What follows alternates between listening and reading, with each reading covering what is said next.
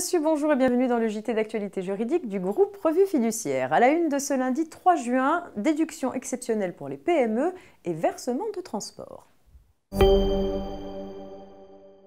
On ouvre cette édition avec une bonne nouvelle pour les PME. Les PME industrielles qui réalisent des investissements de transformation numérique et de robotisation affectés à une activité industrielle peuvent bénéficier d'une nouvelle déduction exceptionnelle.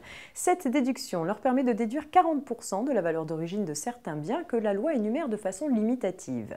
Cette déduction vise les biens acquis, fabriqués ou pris en crédit bail ou en location avec option d'achat entre le 1er janvier 2019 et le 31 décembre 2020.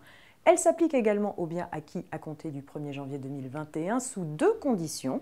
D'une part, ils doivent avoir fait l'objet d'une commande à compter du 1er janvier 2019 et jusqu'au 31 décembre 2020, assortie du versement d'acomptes au moins égaux à 10% du montant total de la commande.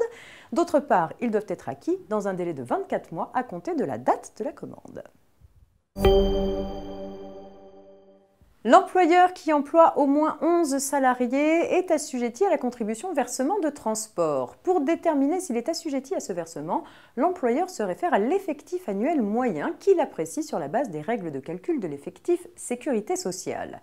Cet effectif est calculé au niveau de chaque zone de versement de transport ou au niveau de la région, pour l'Île-de-France. 2 ans après la réforme de l'effectif sécurité sociale, le réseau des URSSAF a précisé les conséquences des règles de rattachement des salariés pour l'assujettissement au versement de transport et l'assiette de la contribution. On prend ainsi en compte les salariés au niveau de l'établissement dans lequel ils sont inscrits au registre unique du personnel. Le réseau des URSSAF spécifie qu'il faut retenir cette règle de rattachement quel que soit le lieu de travail effectif du salarié, y compris pour les salariés sédentaires ou itinérants, sauf cas dérogatoire. En revanche, si le salarié travaille en dehors d'un établissement de l'employeur, il faut lui appliquer le régime des exceptions. Attention cependant, les précisions que l'ACOSS apporte sur la question via le site ursaf.fr n'ont pas le caractère de circulaire opposable au sens de la réglementation. C'est la fin de ce JT, excellente journée à toutes et à tous et à demain mardi.